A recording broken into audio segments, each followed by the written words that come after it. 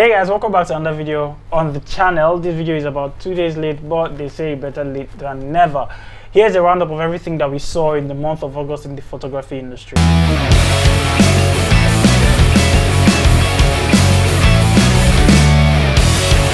Hey guys, your boy Lumix Evan here again. Super excited to have you back in another video as always. Okay, so you know what, let's just not too much talk, let's just get into the video because this is probably going to be a long one. First off, this image you're looking at is not real. It's not real. There was no lighting, there was no photographer, there was no gaffer, there was no makeup artist. Even the model in this image you're looking at right now is not real. Yeah, this model was developed in a 3D modeling software by a world-class photographer named Siobhan Wong. She was pushed by the hunger for creativity that she had through the lockdown period, and even now that people are unable to do in-person shoots in some parts of the world and people still need models, so she came up with this idea to create a 3D virtual modeling agency. Yeah, so now what she does is that you bring the idea you have, you can literally create the model you want. Anyways, the name of the company is GenV, GEN and capital letter V. If you want to learn more about them, I'll leave her Instagram account linked in the description below, so check that out. Next up is the Lumix S5, not X, S5, Lumix S5. Yep, the competition just got hotter, people. In the last video, the last for July, we talked about Sony and Canon with the R5 and A7S III. Now we're looking at Lumix S5 from Panasonic. It looks like they too, want to make a big statement with the cameras they're releasing. This camera is said to be, it is going to be announced today. I'm shooting this on the 2nd of September, so yeah, it's supposed to be announced. Just should have been announced by now. Anyways, I'm not sure, but I'll leave a link to the site for this camera in the description below. I'm sorry that this is coming late. I should have done this if you, but of course, as you would expect, remote specs. We have 24MP full frame sensor, a 7 FPS continuous shooting, 5-axis in-body image stabilization, variable angle touchscreen LCD, 4K shooting at 60 and 30p, Wi-Fi, Bluetooth, and the dearly beloved dual SD card slot. Now that is a fantastic camera. This looks like a perfect camera as it is, but these are the remote specs. I've not had time to check out the video for the release for the announcement of the camera, but I'll check that out and probably do a video on that some other time. I'll talk about that for what's in focus for September, but today is 2nd of September and they're releasing the camera, so I'll leave the link to that in the description below, so in case you want to check it out yourself.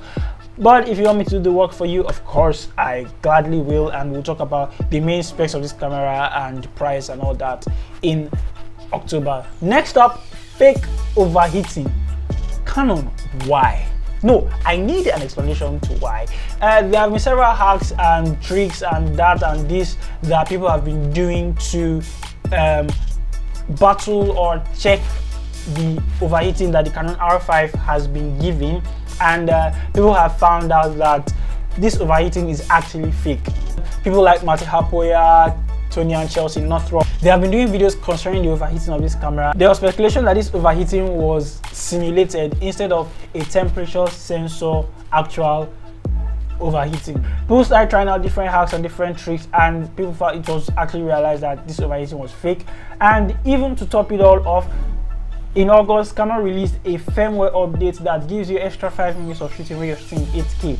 So yeah, a basic firmware update could have fixed the Canon problem, the R5 overheating problem, and they released these cameras like this intentionally. In fact, in August, they also came out to say that they weren't holding back releases of camera because of the overheating, but we also found out that it was just a firmware update that could have given this camera longer time without overheating. So it looks like Canon was intentionally trying to create an imperfection for this camera so that people can probably keep buying the cinema cameras like the C100 and C300 and so on.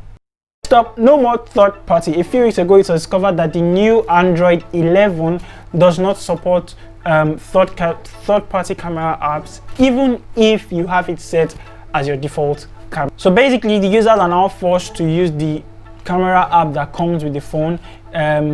You cannot download a third-party camera app to use as your default camera for anything at all. You might be able to use these cameras, but when you want to open the camera app, when you want to open a camera app, it will go to the default camera of the phone instead of the third-party camera app that you have set. Now, while this might look like something Apple would do, you know, like it's an Apple-like thing, they like sovereignty.